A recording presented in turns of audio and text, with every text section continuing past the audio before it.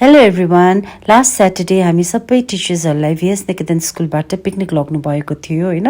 अब 7:30 school timing थियो, हामी त्यहाँ पुग्नुपर्ने।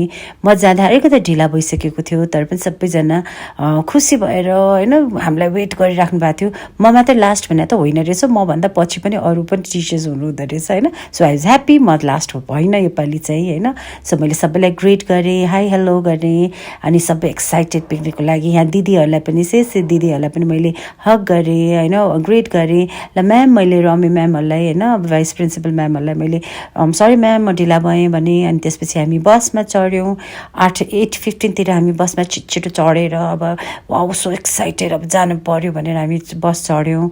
त्यसपछि अब म चाहिँ अब 2-3वटा बसमा चाहिँ होइन, 3-4वटा बस थियो, त्यसमा चाहिँ म चाहिँ यो चाहिँ सिनियरको बसमा बसेँ। अनि त्यसपछि म भएपछि त अब डान्स त गर्नै पऱ्यो। सो बाटोभरि हामी नाच्दै नाच्दै सबैलाई मैले नचाएँ, गीत गाउन लगाएँ, नाचेँ, सबैले रमाइलो गऱ्यौँ। पिकअप गर्दै बाटोबाट हामी टिचर्स पिकअप गर्दै हामी गयौँ होइन, रमायौँ। अब धुलीखेल हो कि गोदावरी हो कि कहाँ भनेर म त कन्फ्युज भएँ होइन। मेरो मुखमा चाहिँ धुलीखेल नै आइरहेको थियो, बिकज लास्ट इयर हामीलाई धुलीखेल लग्नु भएको थियो होइन। सो मेरो मुखमा चाहिँ धुलीखेल नै आइरहेको थियो। But we are going to Godavari. तर गोदावरी पनि कुन ठाउँ हामीलाई थाहा थिएन, मलाई चाहिँ थाहा थिएन। इट वाज अ सरप्राइज होइन। अब लाइक गोदावरी भन्ने ठाउँ थियो, तर कहाँ हो मलाई थाहा थिएन।